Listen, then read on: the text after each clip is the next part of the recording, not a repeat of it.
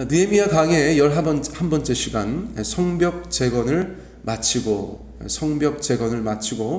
그런 제목을 가지고 말씀을 나누겠습니다. 자, 7장 1절 처음 부분에서 성벽이 건축됨에 이렇게 시작되죠. 성벽이 다 재건된 직후의 상황이라는 것을 저희가 알 수 있어요. 자, 예루살렘 공동체가 느헤미야의 지도 아래 성벽을 완성하였습니다. 50일 남짓한 짧은 시간에 예루살렘 성벽을 재건하였어요. 할렐루야죠. 너무 감사하죠. 성벽이 없으면 누가 와서 언제 공격해도 무방비 상태인데 최소한의 안전을 위해서 성벽을 재건하였습니다. 자, 기본적인 방어망, 기본적인 생명 유지를 위한 성벽이 재건됐으니까 이제 어떻게 할 것인가? 다음은 무엇인가? 모든 것이 끝났는가? 그런 질문들이 자연스럽게 생기게 되는 것입니다. 자, 일반적으로 느헤미야서는 성벽 재건이 주제로 알려져 있어요. 그러니까 느헤미야서의 최종 목표가 성벽 재건이 아닌가 그렇게 생각하기 쉽죠. 그러나 느헤미야를 보내셨던 하나님의 최종 목표는 단순한 성벽 재건에만 있는 것이 아닌 것이 분명합니다. 더 큰 목표로 가는 길목에 있는 작은 목표일 뿐이에요. 예루살렘에 사는 거민들이 그저 울타리만 두르고 와, 다 됐다 그렇게 얘기할 수는 없는 것이죠. 이 사람들이 나아갈 길이 있는 것입니다. 도시를 재건해야 하고 더 나아가서는 성전도 재건해야 하고 더 나아가서는 하나님 앞에 이스라엘 백성으로서 주님의 자녀로서 그 정체성과 그 모든 모습들까지도 회복해야 하지 않겠습니까? 그러므로 아직 갈 길이 멀다. 작은 목표에 참으로 달성에 대해서 하나님 앞에 감사하지만 아직 갈 길은 멀다. 저희가 그렇게 이해할 수가 있습니다. 자, 그러므로 지금 당장 느헤미야와 그 백성들은 어떻게 해야 하는가 몇 가지 생각해 볼 수 있겠죠. 첫째, 겸손히 주님께 영광 돌리고 최종 목표를 향하여 나아가야겠죠. 겸손히 주님께 영광 돌리고 최종 목표를 향해 나아가야 할 것입니다. 작은 성취 앞에 우쭐해서는 안 되겠죠. 교만을 버리고 겸손해야 할 것입니다.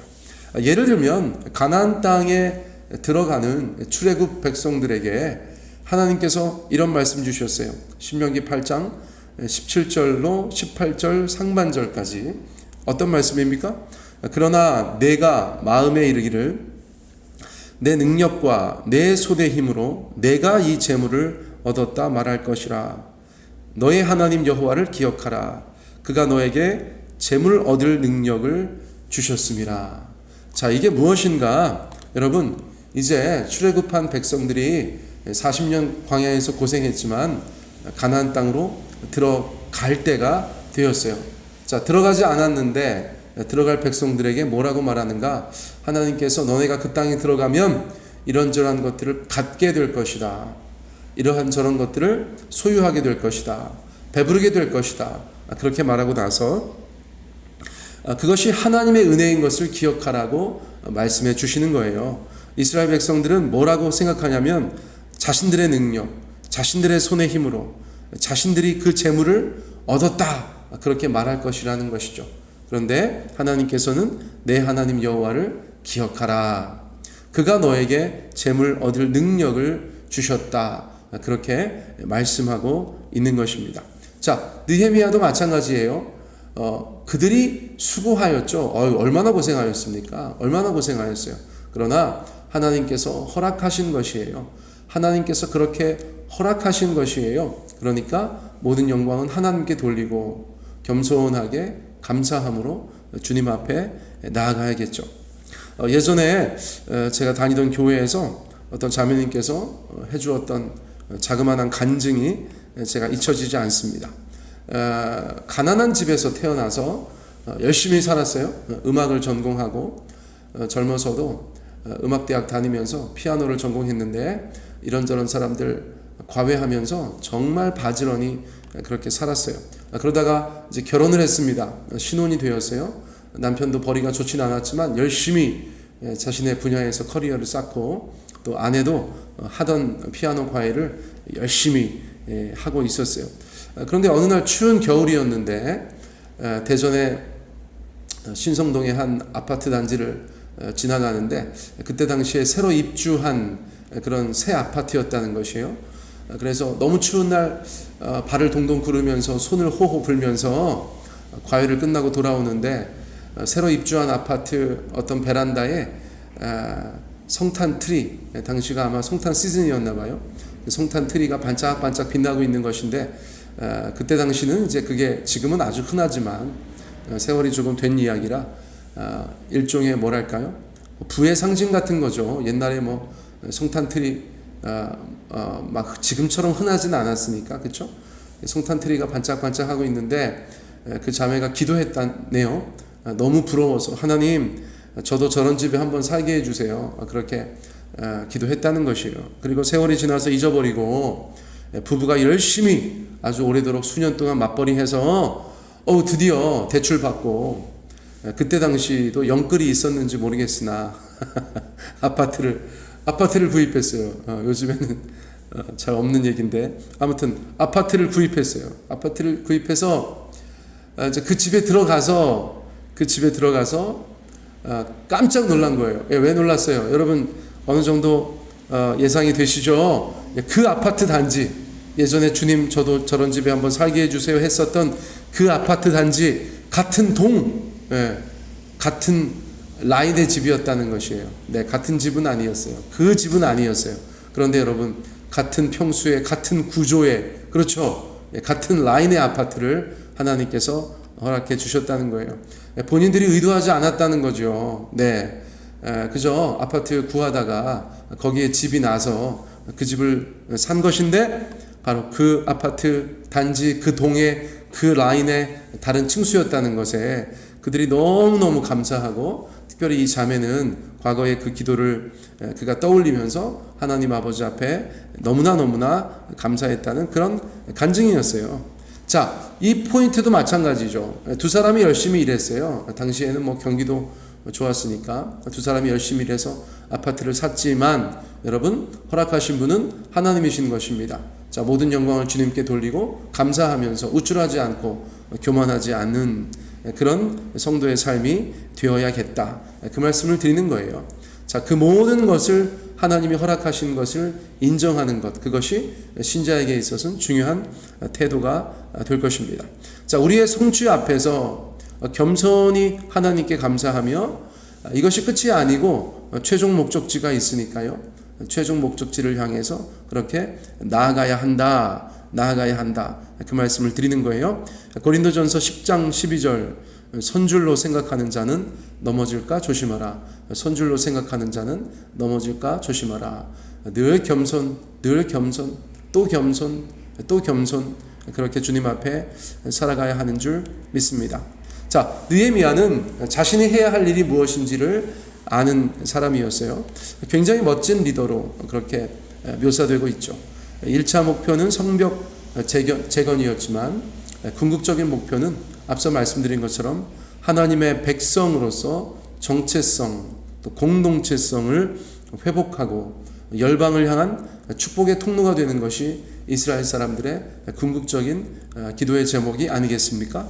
그러므로 느헤미야는 성벽 재건 하나 끝났다고 거기에서 만세 부르고 손 털지 않고 더 원대한 하나님의 꿈과 비전을 위해서 계속해서 전진하는 그런 모습을 보이는 것이에요. 자, 모든 영광을 주께 올려드리고 겸손히 하나님 앞에 나아가는 그런 모습들을 저희가 볼 수 있습니다. 자, 두 번째는 어떤 모습을 보여주고 있나요? 사람들을 세우는 것입니다. 적재적소에 사람들을 세우는 것이에요. 자, 인사가 만사다. 뭐 작은 교회든 아니면 회사든 어떤 조직이나 공동체든 나라든 마찬가지죠. 그렇죠? 사람 세우는 게 너무 중요합니다. 사람 세우는 것이. 인사가 만사다. 인사가 모든 것이다. 오죽하면 그런 말이 나왔겠어요. 그렇죠? 예. 교회도 예를 들면 어떤 교회가 아주 여러 가지 면에서 좋은 모습 보이고 유명했는데 담임 목사 하나 바뀌었더니 수개월 만에 막 풍비박산나고 그런 경우들도 있죠. 그것을 꼭 그 한 사람의 탓으로 돌리기에는 인생이 너무나 복잡하지만 예를 들면 그렇다는 것이죠. 예를 들면 사람 하나 바뀌었을 뿐인데 그런데 그 사람이 너무나 중요하다는 것입니다. 그러므로 적재적소에 사람을 잘 세우는 것, 어떤 역할을 감당하는 자리에 공석을 두지 않고 마땅한 사람을 세우는 것, 그것은 재건을 위해서 반드시 필요한 일이었다는 것이에요. 자, 느헤미야도 예루살렘에서 그런 일들을 즉각적으로 행하고 있는 것을 보게 됩니다. 가장 먼저는 누구를 세웠는가? 문지기를 세웠어요. 문지기가 뭐가 그렇게 급한가? 여러분, 문지기 급하죠. 왜요? 들어가야 할 것들 들여보내고, 들여보내지 말아야 할 것들 안 들여보내는 역할, 그게 문지기니까요. 그렇죠? 수문장이라고도 표현하면 느낌이 다르죠. 자, 문지기는 또 나가는 사람들도 선별하죠. 그렇죠? 나가야 될 사람들 내보내고 나가지 말아야 될 사람들 안 내보내는 것이죠. 문지기는 중요합니다. 예루살렘 성벽이 재건되어서 이제 성문을 달았으니까 다른 데로는 출입이 어렵고, 그렇죠? 그 성문에서 문지기가 모든 사람들을 선별하는 것이죠. 너무나 중요하다고 볼 수 있어요. 자, 우리의 교회, 우리 가정, 또 우리 개인에게 적용한다면 나의 심령에 문지기가 있기를 바랍니다. 여러분, 어떤 면에서요? 들어가야 할 것은 들어가고 들여보내지 말아야 할 것은 들여보내지 않고 내쫓아야 될 것은 내쫓고 못 나가게 할 것은 붙잡는 그런 문지기. 얘기 듣고 나니까 꼭 하나님 같으시죠. 그렇죠? 우리 하나님께서 우리의 심령과 가정과 우리 교회에 문지기 되어주시면 감사하겠어요. 영적인 문지기. 물론 본문에서는 사람 문지기입니다. 사람 문지기, 공동체를 지키는 첫 번째 역할, 그것을 문지기가 감당했겠죠. 자, 두 번째는 누구를 세웠는가? 예배자들을 세웠어요. 노래하는 자들, 찬양하는 자들이죠. 대중가요 부르고 있는 거 아니니까 찬양하는 자들을 세웠어요. 찬양하는 자들은 예배하는 자들입니다. 그리고 나서 레위 지파를 세웠다, 그렇게 말하고 있어요. 하나님을 섬기는 지파죠. 레위 지파. 노래하는 자들도 레위 지파라고 할 수 있어요. 그래서 최소한의 안전을 위해서 문지기를 세우고 그 후에는 예배하는 자들을 세웠다. 왜요? 뭐가 그렇게 급합니까? 집도 짓고 길도 놓고 공공시설도 만들고 기타 등등 여러 가지 할 거 많잖아요. 그런데 느헤미야가 볼 때 하나님의 백성들은 예배하는 것이 가장 중요했기 때문이에요. 자, 여러분, 이스라엘 백성들은 예배를 잘 드리고 있었을까요? 어떻게 생각하세요? 성벽도 무너지고 성전도 무너지고 아주 형편없이 그렇게 살고 있었는데 예배 잘 드리고 있었을까요? 그렇지 않죠. 나중에 보면 이들에게 하나님께서 예배에 새로운 바람을 일으켜 주시죠. 예배 생활이 엉망이었던 거예요. 저도 이제 한 20년 목회자로 살아갑니다. 20년이 넘어갔죠. 가만히 주변에 관찰해 보면 사람들이 어떻게 그들의 신앙이 드러나는가. 예배가 소홀해져요. 이거는 100% 예배가 소홀해져요. 주일 예배 빠지는 횟수가 늘어나고 점점점 전화하는 횟수가 늘어나고 목사하고 연락하면서 점점 불편해지고, 그렇죠? 그 예배가 뭔지. 예배가 뭘까요? 예배는 우리에게 생명줄 같은 것이죠. 예배는 우리에게 생명줄 같은 것입니다. 있을 땐 모르죠. 그것이 귀한지. 그런데 어느 날 우리의 삶 속에서 예배가 사라지면 몸은 편하고 어디 놀러 다니기 좋을지 몰라도 여러분 영적으로 죽어가죠. 여러분 주변에 잘 관찰해 보세요. 무한 반복됩니다. 무한 반복. 자, 그러니까 여러분 그 무너진 자들을 다시 예배의 자리에 세우는 것, 그것이 느헤미야에게는 아주 긴급한 과제였던 것이에요. 그래서 먼저 찬양하는 자들을 세우고 또 레위 지파들을 세워서 그들이 하나님 앞에 예배할 수 있도록 하는 것이죠. 자, 요한복음 4장 23절 24절 우리가 잘 아는 말씀이에요. 아버지께 참되게 예배하는 자들은 영과 진리로 예배할 때가 오나니 곧 이때라. 아버지께서는 자기에게 이렇게 예배하는 자들을 찾으시느니라. 하나님은 영이시니 예배하는 자가 영과 진리로 예배할지니라. 아멘. 우리 모두가 참된 예배자가 되어야 하는 줄 믿습니다. 특별히 오늘 본문에서는 찬양하는 것에 대해서 강조하고 계시죠. 찬양하는 것. 이번 주도 제가 어떤 찬양 부를까 선곡하는 것들 제가 기도하고 선곡하는데 선곡하는 어떤 즐거움이 있죠. 그것을 주일날 교인들이 함께 부르실 때 어떤 모습이 될까, 그런 것들을 미리 상상하는 기쁨도 있죠. 이번 주에는 남녀노소 함께 저희가 주님 앞에 찬양할 터인데 참 벌써부터 기대가 됩니다. 자, 그런데 여러분, 찬양은 어떤 마음으로 해야 할까요? 찬양은 온전히 하나님을 생각하면서 그 가사로 고백하고 또 우리 마음으로 하나님을 높이며 주님 앞에 때로는 그 가사를 가지고 기도하는 그런 것들이 되어야겠죠. 자, 찬양의 대상은 하나님이시고 찬양의 목적은 하나님이시다. 저희가 그렇게 생각할 수가 있습니다. 과거에 제가 젊은 아빠였을 때 저희 아이들이 학교도 가기 전에 아주 꼬맹이들이었을 때 둘이 얼마나 춤추고 노래하는 것을 좋아했는지 몰라요. 어릴 때 춤추고 노래하는 것을 너무나 좋아했는데 그날 제가 왜 그렇게 힘들었는지 모르겠어요. 근데 아무튼 무척이나 힘들었어요.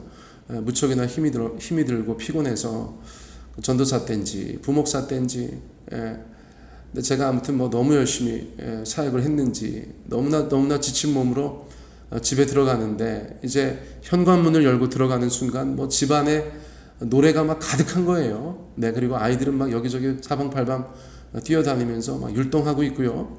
어떤 노래인가, 그 유명한 아빠 힘내세요. 아빠 힘내세요. 아빠 힘내세요. 막 노래하고 있는데 저한테 노래하는 것 같잖아요. 저한테 격려하는 것 같잖아요. 아빠 응원 노래잖아요. 너무나 힘이 되는 거예요. 아빠 힘내세요 우리가 있잖아요. 아빠 힘내세요 우리가 있어요. 그 두 딸의 모습을 보면서 제가 그냥 마음에 너무나 좋아서 물끄러미 바라보고 있는데 흐뭇하게 하루의 피로가 다 가시죠. 그렇죠? 노래가 끝났어요. 그래가지고 제가 너무 아쉬워가지고 수연아, 예진아, 이 노래 아빠 위해서 한 번만 더 불러줄래? 그랬더니 두 아이가 동시에 싫어! 이렇게 얘기하는 거예요. 여러분, 제가 있잖아요. 엄청난 깨달음을 얻었어요. 저는 여러분 20살 때부터 찬양 인도한 사람이에요. 17살 때부터 너무 찬양하는 것이 좋았던 그런 인생이에요. 찬양 인도를 몇 번 했는지 모르겠어요. 수천 번 했겠죠. 수천 번 했을 거예요.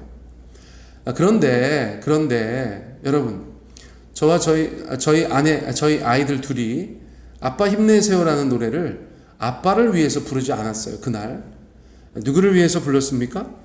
자기가 노래하는 게 좋아서, 자기가 그 영상이 좋아서, 자기가 그냥 율동하는 것이 좋아서, 그 노래가 무슨 의미인지도 모르고 아빠 힘내세요라는 말을 자기들의 기쁨을 위해서 불렀던 거예요. 정작 그 노래의 제목에 등장하고 그 노래의 가사에 등장하는 아빠는 안중에도 없었다는 것이죠.